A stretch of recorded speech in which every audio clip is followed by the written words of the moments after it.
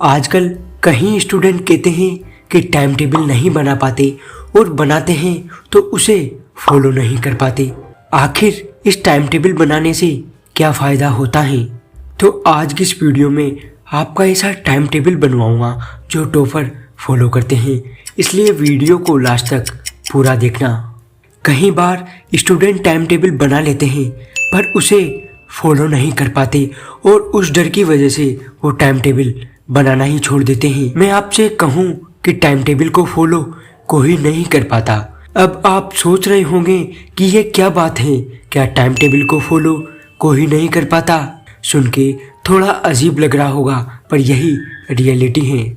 बहुत स्टूडेंट कहते हैं कि टॉपर एक टाइम टेबल बनाते हैं और उसे फॉलो करने के बाद टॉप करते हैं, पर मैं आपसे कहूँ कि ये बिल्कुल गलत है। टाइम टेबल को अच्छी तरह फॉलो कोई कर ही नहीं सकता, कोई टॉपर भी नहीं। हाँ, हमारा ह्यूमन नेचर ही ऐसा है। टाइम टेबल को अच्छी तरह फॉलो कोई नहीं कर सकता, तो इसका मतलब यह नहीं कि आप टाइम टेबल बनाना ही छोड़ दो। तुम्हें टाइम टेबल बनाना है, तुमसे वो टाइम टेबल फॉलो ना हो कोई बात नहीं, पर तुम्हें टाइम टेबल ज़रूर बनाना है। टाइम टेबल बनाने से क्या होता है कि हमारा टाइम बच जाता है, हम टाइम को सही जगह यूज कर पाते हैं। तो सही टाइम टेबल कैसे बनाते हैं हम आपको बताएंगे, पर आप ये सोच रहे होंगे कि हम आपको एक टाइम टेबल बना के दे देंगे कि 10 से 11 ये कर ले, 11 से 12 ये कर ले। ऐसा नहीं है। या हम आपको किसी टॉपर का टाइम टेबल दे देंगे जिसे आप फॉलो करके टॉप कर सकते हैं। ऐसा नहीं है, क्योंकि सबका अलग अलग नेचर होता है। किसी के खाने का टाइम अलग होता है, किसी के कोचिंग का टाइम अलग होता है, किसी को सुबह उठकर पढ़ना पसंद होता है तो किसी को देर रात तक। इसलिए आपका टाइम टेबल आपको खुद बनाना होगा।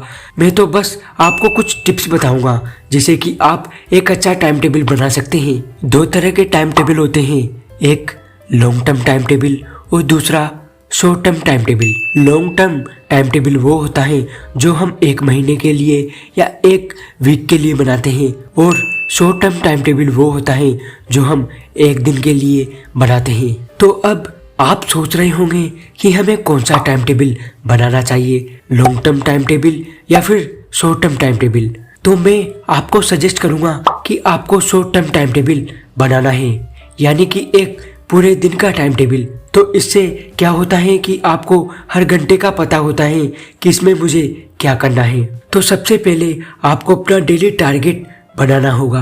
आपको टाइम के हिसाब से नहीं बल्कि टारगेट के हिसाब से टाइम टेबल बनाना होगा। जैसे कि मान लो आपके पास 3 सब्जेक्ट हैं, फिजिक्स, केमिस्ट्री और बायोलॉजी। तो ज़्यादातर स्टूडेंट क्या करते हैं, सबसे पहले उस सब्जेक्ट को स्टार्ट करते हैं जो आसान हो, जिसमें टाइम कम लग रहा है। पर आपको ऐसा बिल्कुल नहीं करना है। आपको पहले उस सब्जेक्ट को पढ़ना है या उस सब्जेक्ट को स्टार्ट करना है जो डिफिकल्ट है, जिसमें आपको टाइम ज़्यादा लग रहा है। जैसे कि जितना भी आपने टारगेट बनाया कि आज मैं 1 चैप्टर कंप्लीट करूँगा या 2 चैप्टर कंप्लीट करूँगा, पहले आप उसे कंप्लीट कीजिए। जैसे वो हो गया, फिर आपको आधे घंटे का ब्रेक लेना ही लेना है। कई स्टूडेंट ऐसे होते हैं जो लगातार 4 से 5 घंटे तक पढ़ते रहते हैं, पर ये बिल्कुल सही नहीं है। ब्रेक से आपका माइंड रिफ्रेश होगा और आप कंसंट्रेशन बना सकेंगे। और ब्रेक में मोबाइल ना चलाएं, या तो एक्सरसाइज कर ले या फिर बाहर टहलने चले जाए। ब्रेक के बाद आपको दूसरा सब्जेक्ट कंप्लीट करना है।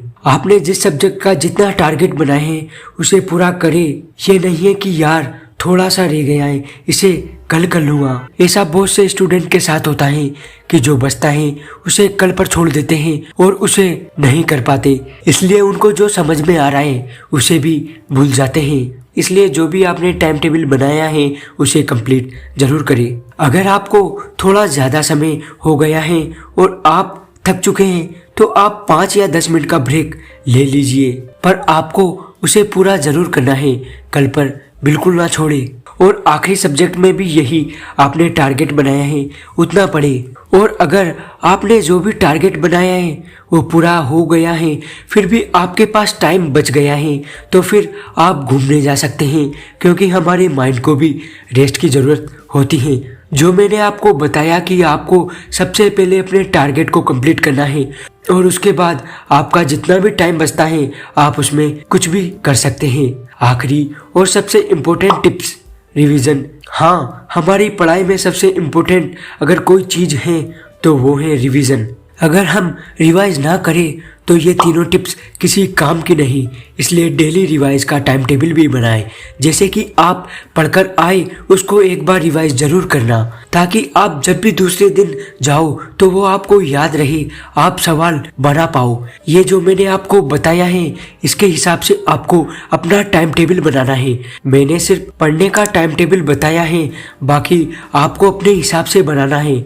आप कितने बजे कोचिंग जाते हो, कितने बजे खाना खाते हो, कितने बजे उठते हो, ये तुम्हें अपने हिसाब से बनाना है। और सोए सिर्फ 5 से 6 घंटा ही, इससे ज़्यादा बिल्कुल ना सोए, क्योंकि थोड़े दिन थोड़ा कम सो लोगे, थोड़ा कम खा लोगे तो कुछ नहीं होगा। अगर टाइम टेबल फॉलो करने में या कुछ भी करने में आपको प्रॉब्लम आए तो कमेंट में ज़रूर बताएं, मैं इसका रिप्लाई ज़रूर दूंगा और इस पर एक वीडियो बनाऊंगा।